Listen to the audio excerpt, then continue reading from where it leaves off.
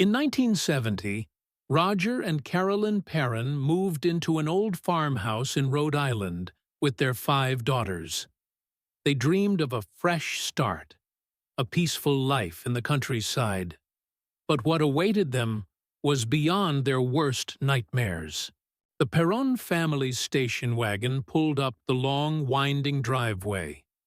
The towering trees seemed to whisper as the wind slithered through the branches. The house stood before them, a weathered, creaking structure, its peeling paint revealing decades of decay. As they stepped out, the air carried an eerie stillness, as if the land itself was holding its breath. That first night, strange things began to happen. The clock stopped at 3:07 a.m. A putrid odor filled the air. And then came the knocking.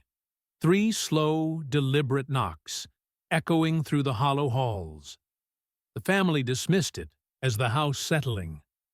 But the darkness had already taken notice of them. The Perron daughters shared a room, their beds arranged along the cold wooden floor. In the dead of night, Christine, the youngest, woke up to the sound of slow breathing. She turned towards her sister's bed. Her blood ran cold. The silhouette of a figure stood behind the door, motionless, watching them.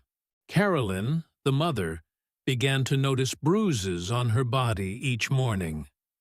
She thought she was sleepwalking, until one night she woke up gasping for air, paralyzed, as a grotesque figure hovered above her, whispering in an ancient, inhuman tongue.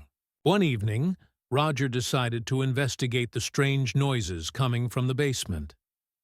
As he descended the creaking stairs, his flashlight flickered. The air was suffocating, thick with an unbearable stench. Then, out of the corner of his eye, he saw them. Dozens of rotting, clawed hands reaching from the darkness. Desperate, the parents sought the help of paranormal investigators Ed and Lorraine Warren. The moment Lorraine stepped into the house, she gasped. A dark force latched onto the family, feeding on their fear. This was no ordinary haunting. This was possession. The Warrens prepared for the ritual, but the entity fought back. The house shook violently. Objects hurled through the air. Carolyn's body contorted in unnatural ways, her screams echoing with inhuman agony.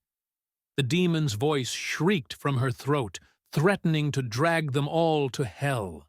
The exorcism left the house in eerie silence.